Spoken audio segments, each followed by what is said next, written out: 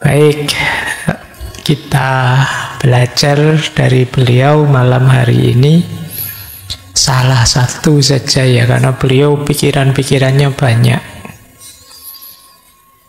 Kita belajar tentang The Network Society. Ini salah satu teori beliau.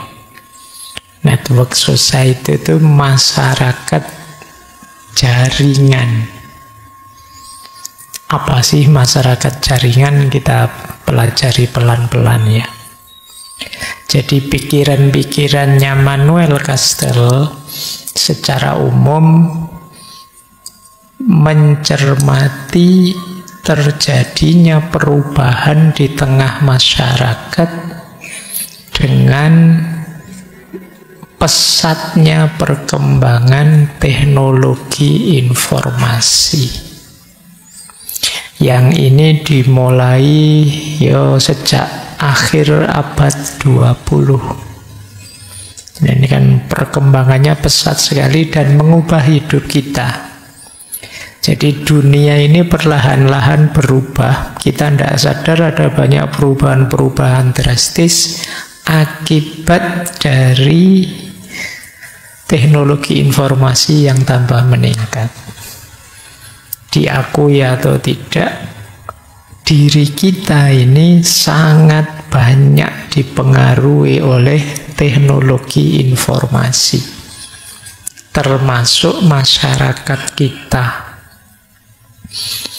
Nanti berbasis kenyataan itulah nanti Manuel Castells membaca kondisi masyarakat hari ini yang oleh beliau disebut The Network Society.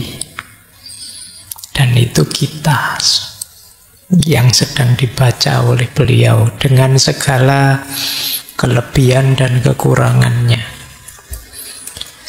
Saya yakin teman-teman yang malam hari ini hadir semuanya pasti bawa gadget, entah dalam bentuk apa.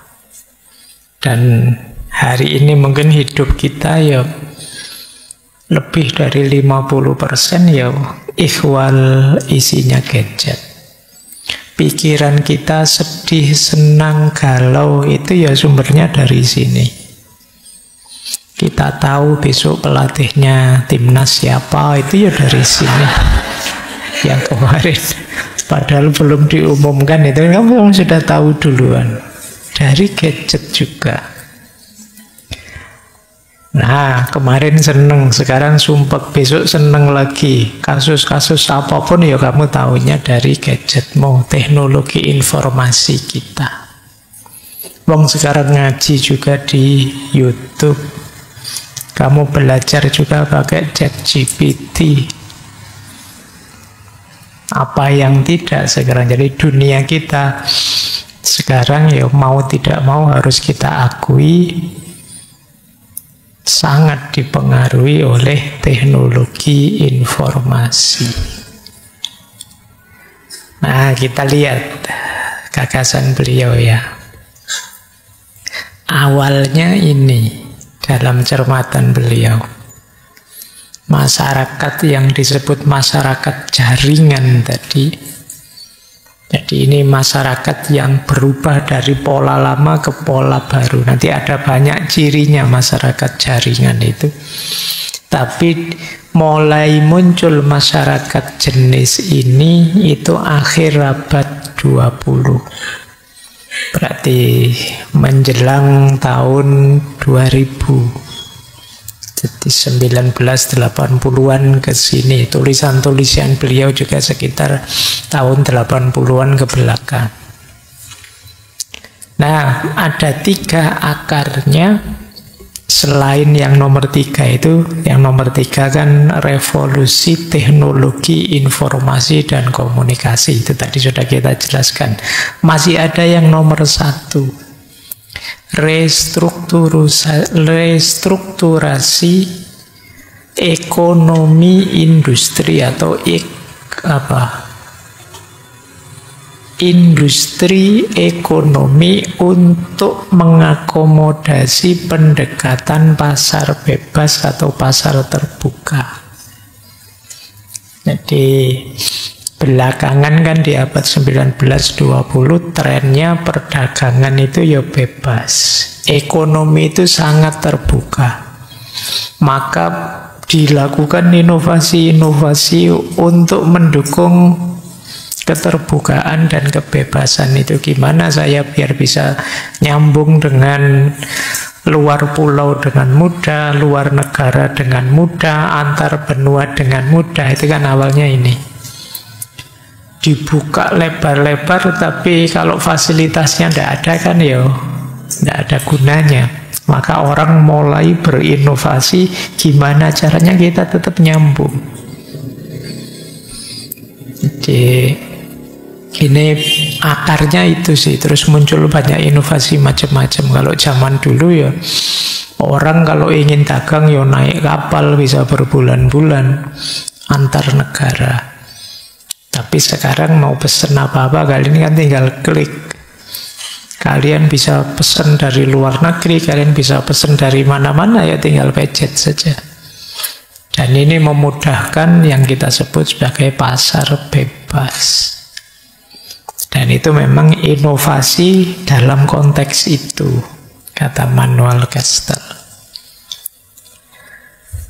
Nah, yang kedua, tren filsafat 60-an, 70-an, 80-an itu adalah tren liberalisme. Orang ingin bebas dari kungkungan jenis apapun. Termasuk kita kenalkan gerakan-gerakan feminisme, perjuangan HAM, dan yang sejenisnya banyak sudah. Jadi orientasi kebebasan. Saya mau apa saja yang sesuai yang saya inginkan. Ini pemicu kedua. Nanti ada banyak penjelasan bagaimana betapa kita itu sangat bebas kalau sudah masuk ke ranah teknologi informasi. Jadi ini nanti mewarnai network society. Dan yang ketiga ya tadi teknologi informasi dan komunikasi. Jadi akarnya ini awal mulanya diawali dari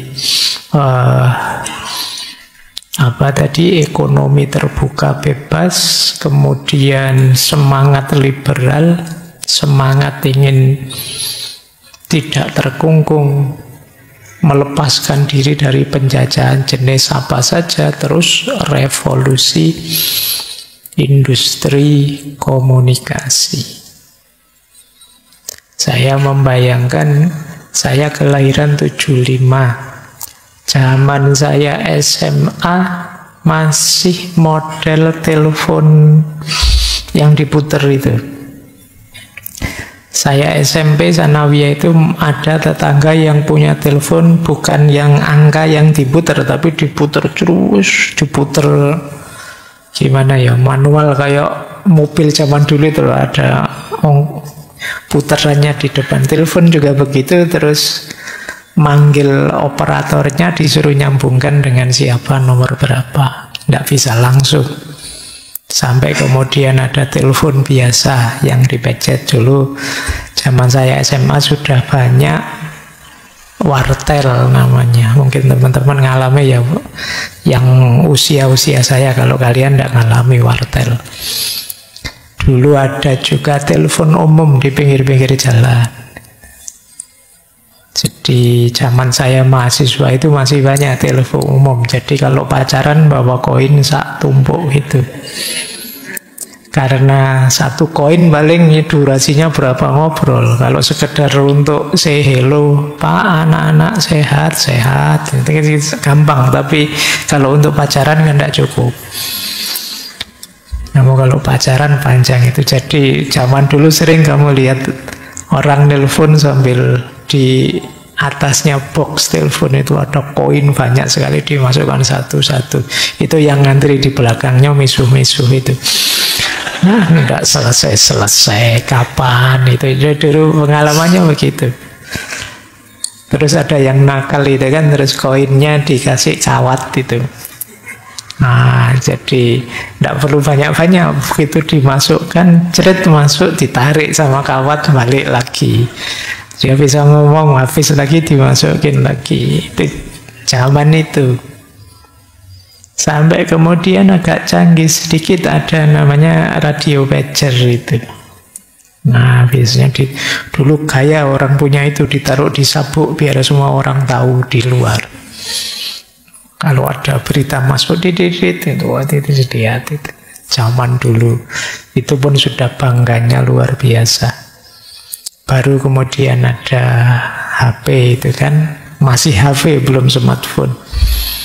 Yang besarnya sak boto itu dulu, dan mahal, awal mahal. Saya dulu punya nomor paling lama itu, nomor kuno itu harganya, padahal itu nomor bekas, 500-an ribu pada zamannya nomor itu. Pada kamu sekarang beli nomor 5.000 mbak cah-cah mbak buang-buang buat ngerjani orang. Kalau zaman dulu nomor itu sakral, itu enggak, lebih mahal dari HP-nya dulu. Nah, berkembang sampai hari ini. Bayangkan berapa sih usia saya ngalami fase yang luar biasa. Terjadi revolusi demi revolusi. Ini gambaran yang menuju masyarakat seperti kita hari ini. Kita kadang merasa hebat, merasa luar biasa, tapi sebenarnya kita ini dipengaruhi oleh banyak informasi dari luar melalui gadget media sosial kita. Baik. Nah, salah satu saja karya dari Manuel Castells, ini trilogi 3 buku yang judulnya The Information Age, Economy, Society, and Culture. Buku ini 3 jilid. Jilid pertama yang kita bahas malam hari ini, The Rise of the Network Society, tahun 96. Yang kedua, The Power of Identity, tahun 97. Dan yang ketiga, End of Millennium, tahun 98. Masih banyak sih karya-karya beliau yang lain. Beliau di beberapa karya ada kecenderungan Marxis. Di beberapa karya yang lain memang sangat kuat di teknologi informasi. Baik, kita lihat sedikit-sedikit ya isi buku ini sebelum nanti kita fokus ke network society. Buku yang pertama ini nanti yang banyak kita bahas ya, The Rise of Network Society. Isinya secara umum adalah transformasi sosial, ekonomi, budaya karena perkembangan teknologi informasi dan komunikasi. Jadi masyarakat kita ini berubah mengiringi perkembangan teknologi informasi. Jadi ini dari buku The Rise of the Network Society. Nanti ini kita bahas agak panjang. Yang kedua, buku kedua, The Power of Identity. The Power of Identity itu bagaimana masyarakat dengan dukungan teknologi informasinya bisa mentransformasikan identitasnya sebagai kekuatan. Jadi kita itu kan di dunia maya, dunia digital, itu kan bebas bermain dengan identitas kita. Ya, ada yang iseng, ada yang serius. Saya yakin sebagian besar yang malam hari ini hadir punya fake account. Wis, aku setengah yakin itu kalau lihat gelagatmu. Kayak di Twitter lah, di Instagram lah, kadang wah, kita heran, ini kok ada ya orang sejahat ini, kalau ngomong senyelekit ini. Itu kadang-kadang kalau ketemu orangnya kamu kaget. Orangnya tidak begitu. Nah, ini dia bermain dengan identitas, karena identitas itu ya bisa jadi senjata yang powerful. Nah, ini ada di buku kedua, The Power of Identity, yang sekarang jadi senjata kita. Kalian bisa jadi orang soleh tiba-tiba ya di medsos. Kalau aslinya kan ya tidak gampang kan kamu jadi orang soleh itu. Tapi di medsos gampang, kamu tinggal apalah nanti jam 3 subuh kamu WA temenmu, ayo tahajud terus kamu sendiri tidur terus temanmu nganggep wah temanku soleh sekali. Itu bisa kayak gitu di medsos. Jadi the power of identity. Nanti kekuatan identitas dalam teknologi informasi ini oleh Emmanuel Castell, identitas dibagi 3. Ada namanya legitimizing identity. Kalau ini identitas resmi dari negara, dari orang tua, siapa nama kita anak mana dan lain sebagainya, kita sebagai warga negara mana dan lain sebagainya. Ini legitimizing identity, biasanya untuk menegaskan siapa kita atau mempertahankan status quo.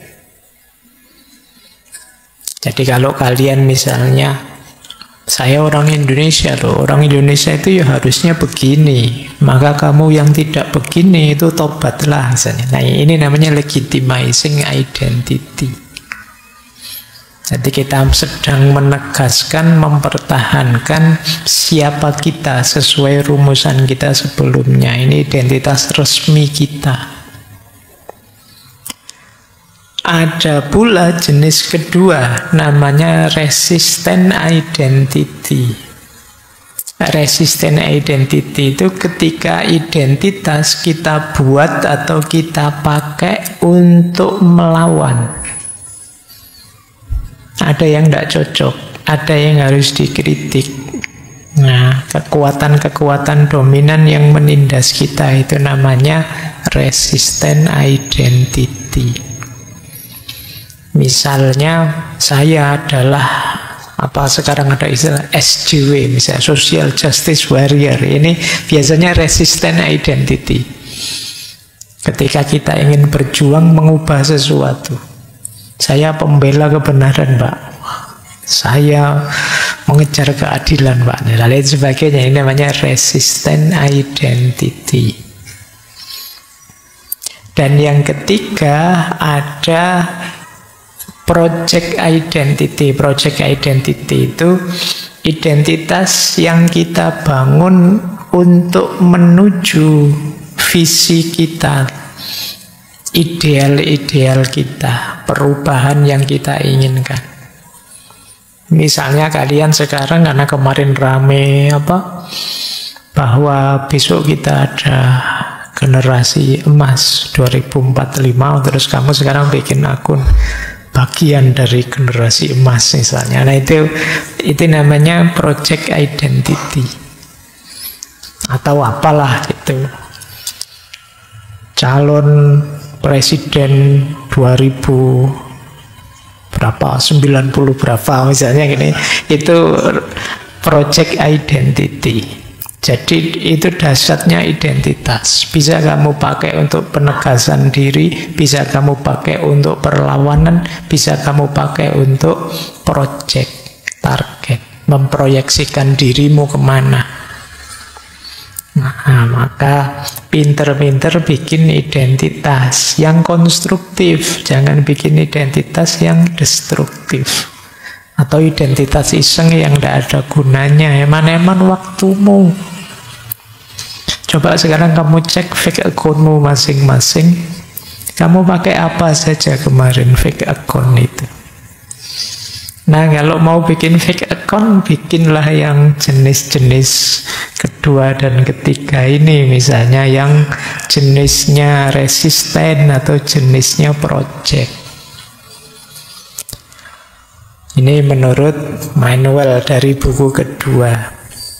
Cuma nanti memang berhubungan dengan identitas, kata beliau ada beberapa masalah. Misalnya, karena situasi yang semakin mengglobal dengan canggihnya teknologi informasi, kadang-kadang terjadi pertarungan dalam hidup kita, mempertahankan identitas lama atau beradaptasi dengan situasi baru, menghadapi gempuran globalisasi dengan mempertahankan identitas lokal. Ini pertarungan. Kamu tetap ingin jadi misalnya orang Jawa dengan identitas Jawamu, atau orang Jawa yang mengglobal sesuai dengan situasi global hari ini. Nah, ini pertarungan. Ada yang kukuh, tidak boleh, ini harus dikonservasi identitas lama kita. Tapi ada juga yang ya enggak, ya kalau kita tidak adaptasi, kita tidak update dong. Kita tidak nyambung dengan zaman, ya kita harus tetap nyambung dengan zaman. Cuma ini pertarungan-pertarungan. Ini termasuk problem.